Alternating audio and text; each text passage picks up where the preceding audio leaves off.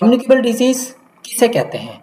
वो बीमारियां जो एक व्यक्ति से दूसरे व्यक्ति में किसी भी तरीके से जा सकती हैं, चाहे वो प्रत्यक्ष रूप से कहें डायरेक्ट, या वो अप्रत्यक्ष रूप से कहें। आप कोई भी तरीका बताएं, जो भी बीमारी पहुंचने के तरीके होते हैं, किसी भी तरीके से बीमारी एक व्यक्ति से दूसरे व्यक्ति में जा सकती है। इसे हम लोग संचारी रोग भी कहते हैं। संचार यानी कि कम्युनिकेट, एक जगह से दूसरी जगह पे। आइए इसके बारे में बहुत सारी चीजें सीखते हैं। पहली चीज जरूरी है, वह बीमारी जो एक व्यक्ति से दूसरे व्यक्ति में किसी भी तरीके से पहुंच पा रही है। और इसे जानने के लिए आपको जानना होगा एपिडीमोस और लोगस का मीनिंग होता है एपी अमंग यानी कि मध्य में है, डिमोस यानी कि बहुत सारे व्यक्ति, और लोगोस यानी कि स्टडी ऑफ द साइंस, ऐसा साइंस जो बहुत सारे लोगों के बीच में उनके बारे में सीखना, उनकी बीमारी को समझना, इसको दर्शाता है। ऐसे साइंस की हम लोग स्टडी करने की बात करें, और ये बताया गया है ग्रीक भाषा में। तो ग्रीक भाषा में जनपदिक रोग या एपिडेमोलॉजी ऐसा विज्ञान है जो लोगों के मध्य में होता है। तो लोगों के मध्य में बीमारी होंगी। अब कोई भी घटना हो सकती है, कोई भी प्रचलन हो सकता है, कोई भी मृत्यु दर हो सकती है, कोई भी जिंदा दर हो सकती है। उन सब की दर यानी कि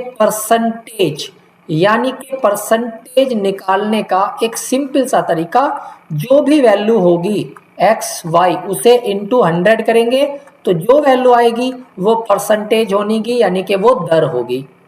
जैसे कि एक निश्चित समय में घटना किसे कहते हैं? आपने कहा अरे आपने वो घटना देखी। घटना, बीमारियां घटने का रूप ले लेती हैं। वो एक घटना थी। 2019 में कोविड की एक घटना थी, 2020 में एक घटना थी। वो घटना थी, उसमें जो समय पीरियड था, उसमें जितने लोग ग्रसित हुए थे, 2 लाख लोग ग्रसित हुए थे, उनमें से कितने रोगों के नवीन रोगियों की संख्या बढ़ी।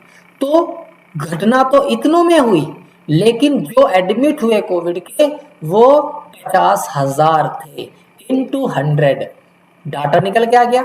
एक निश्चित बिंदु पर जब आप किसी भी रोगियों को वर्तमान समय में देखते हो, तो बिंदु पर जनसंख्या कितनी होती है उसको इंटू 100 करेंगे तो प्रेवलेंस रेट आएगी निकल के, ऐसे मोर्टेलिटी रेट आएगी।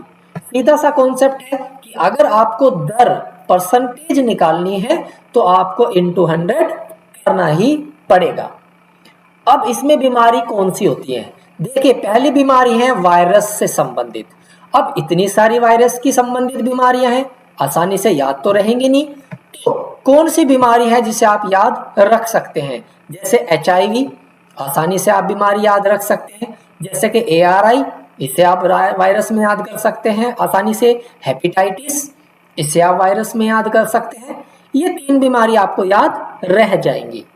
अब दूसरा चीज बीमारी है वो है बैक्टीरियल की संबंधित। तो 3 तो अपने वायरस की बीमारी याद हुई। अब यहाँ पर देखिए, यहाँ पर है डिप्थीरिया। तो क्या यहाँ पर कहीं भी डी है? कोई भी डी हो, कहीं पर भी नहीं है। ठीक है, तो जब यहाँ पर कोई डी ही नहीं है तो ठीक है, यहाँ पर हम डी लिख लेते हैं। फिर है वूपिंग कफ। वूपिंग कफ का डब्ल्यू, कहाँ पर डब्ल्यू है? इधर कहीं भी कोई डब्ल्यू नहीं है। फिर टेटनस, टी टी टी, क्या कोई टी से बीमारी है? टी से भी बीमारी नहीं है। ट्रिकोमोस। अब है लेप्रोसी, एल, यहाँ पर कोई एल भी नहीं है। तो TWTL, ठीक है ना, DWTL है ना। तो आप इस तरीके से इसे याद कर सकते हैं।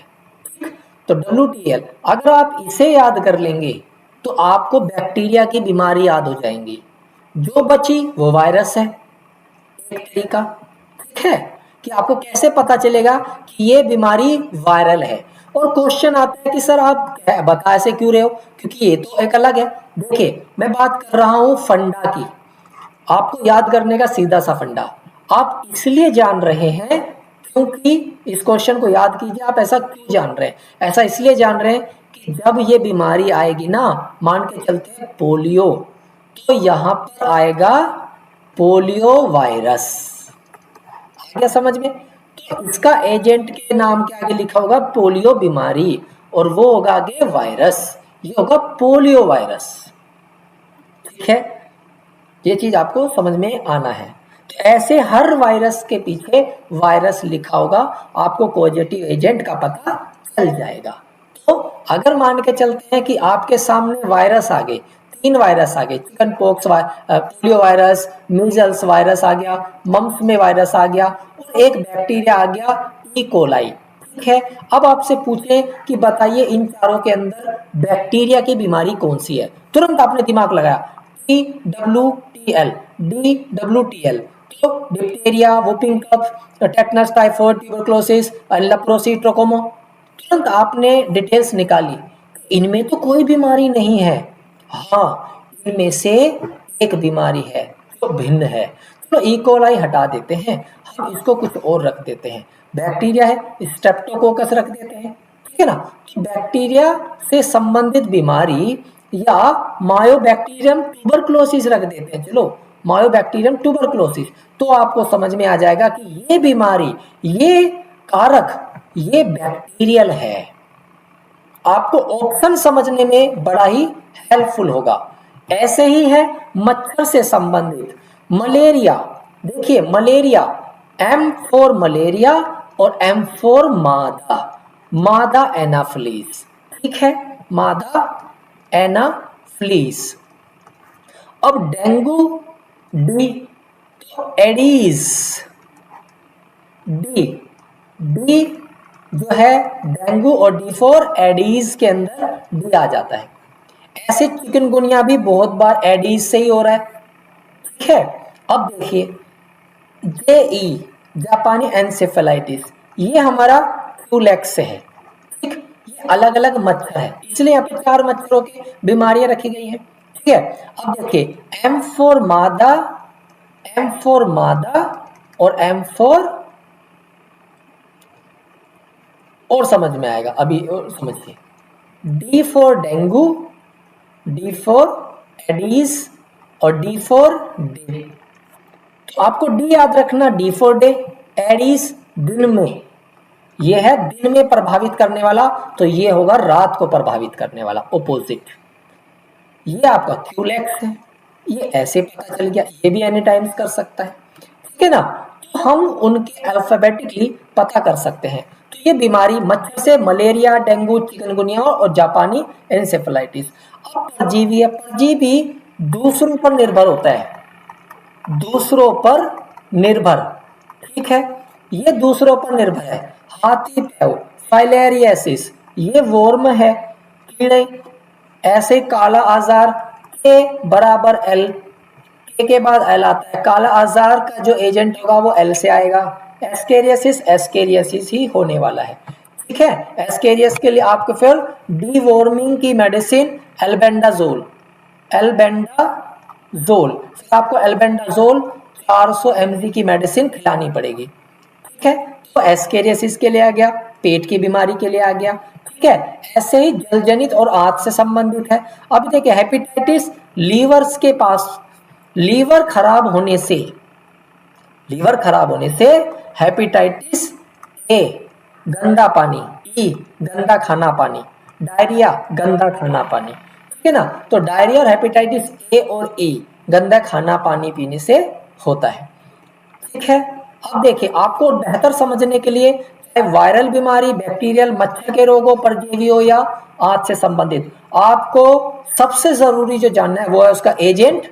वो मैंने आपको बता दिया, दोबारा समझाऊंगा। आपको समझाना source of infection, incubation period, symptom और रोकथाम। ये 5 चीजें आपको जाननी अनिवार्य है, जिससे आपका क्वेश्चन हल होगा। पहला है वायरस। वायरस में सभी वायरसों के पीछे वायरस लिखा होगा। बड़ा ही सिंपल सा फंडा है, आप वायरस का देख के पता लगा सकते हैं कि कौन सा वायरस है। ठीक है, अब है दूसरा बैक्टीरिया। बैक्टीरिया बीमारी के नाम पर है, बीमारी के नाम पर है।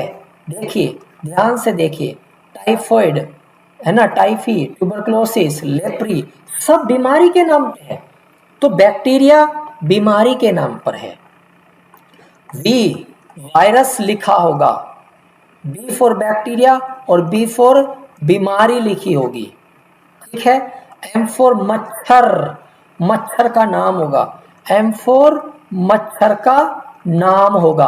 अब नाम तो तीन ही होने वाले हैं ना, एम फॉर मादा एनिफिलीज होगा, या डी फॉर डे दिन में उतरने वाला एडीज मच्छर होगा जो कि आपका चिकनगुनिया में भी देखा जाएगा, और सी फॉर क्यूलेक्स होगा जो कि जापानी एंसेफेलाइटिस। अब आता है परजीवी। परजीवी में एक तो कृत्रिम, कृमि, कृमि कीड़े, एस्केरियासिस में कीड़े होते हैं, पेट में कीड़े, एस्केरियासिस।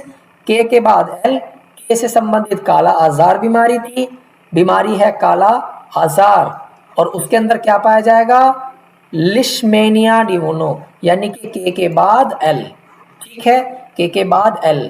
थोड़ा सा फंडा है, थोड़ा सा क्या है, फंडा है, और आपको इस फंडे को समझना है।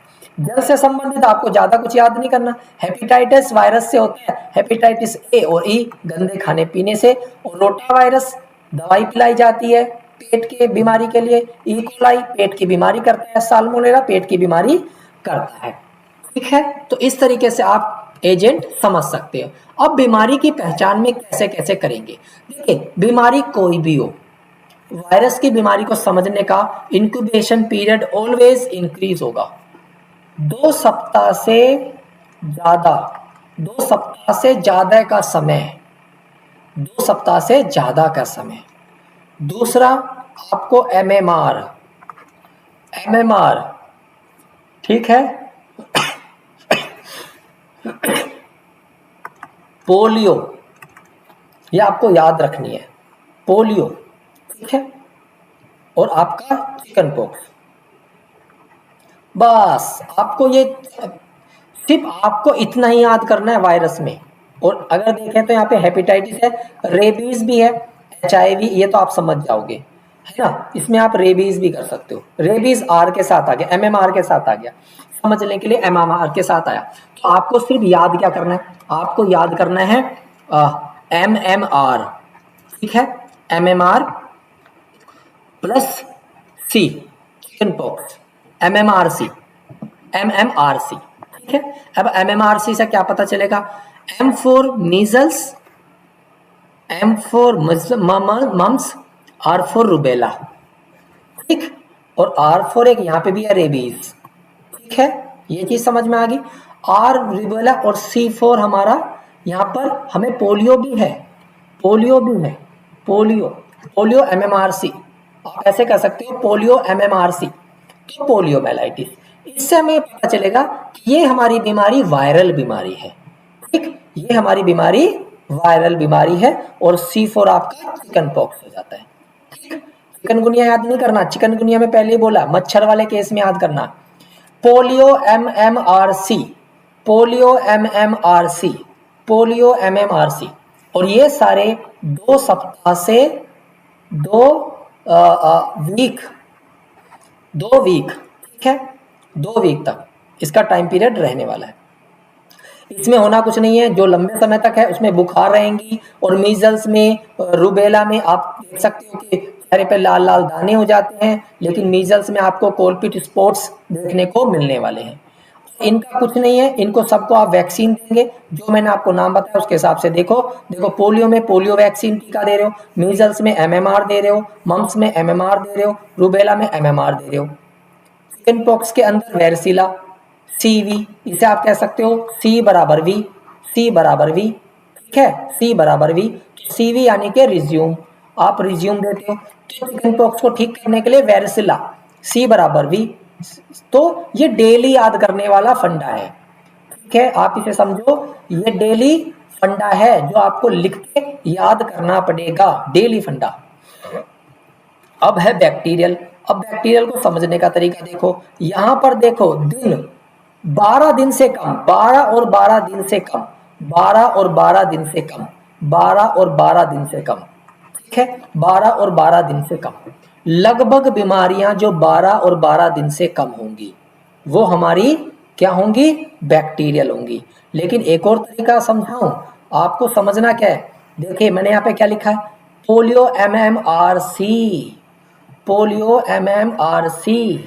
तो भाई साहब आपको इतना ही करना है, आपको याद रखना पोलियो MMRC ये वे बीमारियां हैं जो हमारी वायरल से संबंधित हैं, और इन्हें छोड़ के, मच्छरों को छोड़ के, है ना, खाने पानी को छोड़ के सारी बीमारियां हमारी बैक्टीरियल होंगी। और बैक्टीरियल बीमारी हमारी क्या करने वाली हैं, हमारी लेस देन 2 से कम की होंगी, 2 वीक से कम का सप्ताह होने वाला है।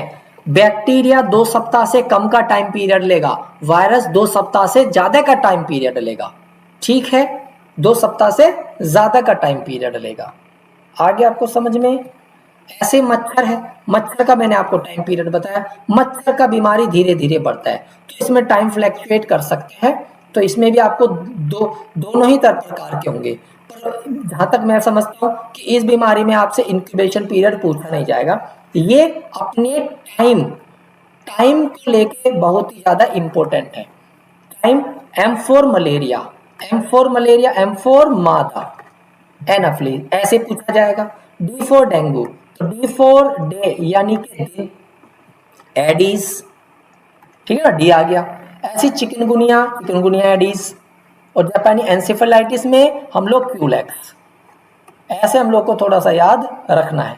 एंसेफेलाइटिस में क्यूलेक्स, सी आ गया अंदर, ठीक है, तो क्यूलेक्स की प्रॉब्लम आ गई। तो ये आपको थोड़ा सा समझना है इस तरीके से। और बीमारी में, मच्छर की सभी प्रकार की बीमारियों में आपको सिर्फ 2 चीज सबसे ज्यादा याद रखनी है, वो है मच्छरदानी और कीटनाशक दवाई का DDT का छिड़काव। ठीक है, आपको ये याद रखना है। और अगर इतना याद नहीं रख सकते तो मच्छरदानी याद रखना, आपका काम हो जाएगा। ठीक है ना। तो इस तरीके से आप इस बीमारी को भी बेहतर समझ सकते हैं। तो हम लगभग क्या चीजें समझते चल रहे हैं, हमको समझना है बीमारी कौन सी है, बैक्टीरिया, वायरस। हमें समझना है बीमारी किसके वजह से हो रही है, हमें समझना है कैसे पहचानोगे और क्या प्रिवेंशन करोगे। अब ये परजीवी की बात है। परजीवी यानी कि दूसरों पर निर्भर, मैंने आपको पहले बताया था दूसरों पर निर्भर, ठीक है, दूसरों पर निर्भरता। फाइलेरिया नाम याद रख सकते हो। काला आजार, मैंने K बराबर L बोला था, उसका एजेंट L बराबर एजेंट था। एस्केरियसिस, एस्केरियसिस को बड़े आसानी से आप कह सकते हो कि ये तो क्या है, पेट में कीड़े हो जाते हैं। इसके लिए एल्बेंडाजोल दी जाती है जो कि डिवॉर्मिंग मेडिसिन है। तो अगर आपको कहे डिवॉर्मिंग मेडिसिन, एल्बेंडाजोल, जो कि एस्केरियसिस में चलेगी। काला आजार के अंदर हम लोग क्या देख पा रहे हैं, हम लोग इसमें इंसेक्टिसाइड्स यानी कि जो मक्खी है, मच्छर मक्खी, इस तरह की उनकी दवाइयां डालते हैं, ठीक है ना। और मच्छरदानी हम लोग लगाएंगे फाइलेरियासिस के केस में गंदा पानी से बचाने के लिए, गंदे पानी से संभालने के लिए। इसे हम लोग हाथी पैर भी बोलते हैं ना, हाथी के पैर बीमारी फाइलेरियासिस। तो हाथी के पैर की बीमारी हो या इस तरह की बीमारी, वो सारी परजीवी की होगी। और वाटर बोर्न डिजीज को समझने के लिए हेपेटाइटिस ए और ई, ये आपको समझना है, फिक्स है। इनमें लीवर डैमेज है जो गंदे पानी से होता है, और इसे टाइम लगेगा, इसे थोड़ा टाइम लगेगा। तो इसका इंक्यूबेशन जो पीरियड है वो महीनों तक जा सकता है, महीनों तक जा रहा है। देखो खींच के महीनों तक जा रहा है, ठीक है ना, खींच के महीने तक था। दस्त तो जल्दी हो जाते हैं, तो दस्त का तो आप समझ सकते हैं, थोड़ा दिमाग लगाइए। और दस्त के अंदर जो हम लोग दे रहे हैं वो है जिंक, ORS और जिंक, ये दस्त में देंगे। और विटामिन ए और ई में हम क्या करेंगे, टीकाकरण पे ध्यान देंगे, हाथों पैरों को अच्छे से धोएंगे और काम करेंगे, ठीक है ना। ये हमें थोड़ा सा इसमें ध्यान देने वाली बातें हैं जो आपको जल जनित बीमारी के बारे में जानना। अब देखिए कुछ सर्विलेंस है, कैसे पता करेंगे। पोलियो से संबंधित अगर वायरल डिजीज है तो वायरल डिजीज में IDSP आपको याद रखना। बैक्टीरियल में आपको निश्चय याद रखना है। मॉस्किटो से संबंधित माइक्रोस्कोपिक RDT, पैरासाइटिक में MDA याद करना, डिवॉर्मिंग। और वाटर बोर्न डिजीज में आपको ORS जिंक आपको याद रखना, या एंटी डायरियल डिजीज याद रखना। बस आपको इतना ही याद रखना, इतने से आपका काम हो जाएगा, ठीक है। तो ये इंपॉर्टेंट है। सर्वेलेंस का मतलब क्या है, सर्वेलेंस का मतलब है कि हम बीमारियों को कैसे पता कर सकते हैं कि कितनी बीमारी आ रही है। ये एक प्रोग्राम है, IDSP एक प्रोग्राम है जो कि हम डिजीज को क्या करते हैं, सर्विलेंस पे रखते हैं। IDSP disease surveillance programme, disease surveillance programme है, ठीक है। तो आपने पूरी क्लास में फंडा, हम लोगों ने इस क्लास में फंडा सीखा है, फंडा, फंडे से बीमारियां, फंडे से बीमारी पहचानी, हमने वायरस पहचाना, किस तरह से वायरस समझेंगे, हमने बैक्टीरिया को फंडे समझ लिया, हमने फंडा से समझा, फंडे से हमने क्या समझा कि आपको सिर्फ DWTL याद रखना है, DWTL याद रखना है, ये हमारी बैक्टीरियल है, पास बैक्टीरिया याद रखो, बाकी सारी वायरस बीमारी होंगी, ठीक है। ये मैंने आपको बताया था। M फॉर मादा एनिफिलीस, AD में D आता, D यानी कि दिन में चलने वाला, चिकनगुनिया दिन में चलने वाला है, ये ही इकलौता ऐसा जो क्यूलेक्स है जो कि टाइम में बदलाव कर सकता है। M फॉर मादा यानी कि रात में काम करता है, ये बीमारी रात में होती है। तो मलेरिया जो बीमारी होगी, जो मच्छर के काटने से होगा, वो रात में होगा। डेंगू और चिकनगुनिया दिन और रात, ये दिन में ज्यादा काम करता है ना। इस तरीके से आपको याद रखना। फाइलेरिया, काला आजार में मैंने आपको बोला कि के बराबर एल, के बाद आता है एल। तो काला आजार, के फॉर काला आजार बीमारी है जिसको हम लोग एजेंट है वो एल से संबंधित है, आगे आप देखोगे। और AE वाटर में हेपेटाइटिस AE और डायरिया, ये आपके जल से संबंधित है। वायरस में मैंने आपको बताया सबके नाम के पीछे वायरस होगा। बैक्टीरिया में बैक्टीरिया का नाम मैंने आपको बताया, बीमारी का नाम होगा, देखो V फॉर वायरस लिखा होगा, D फॉर बीमारी लिखी होगी, M फॉर मच्छर का नाम होगा। वो सारी चीजें जहां से आपसे क्वेश्चन पूछे जा सकते हैं वो सारी चीज इसमें है। मैंने आपको बताया वायरस में 2 सप्ताह से ज्यादा का टाइम पीरियड होगा, ये से समझना। जिसमें मैंने आपको बताया पोलियो MMRC, पोलियो MMRC मैंने लिखा है यहाँ पर पोलियो MMRC, ये आपकी क्या है, वायरस, वायरल है,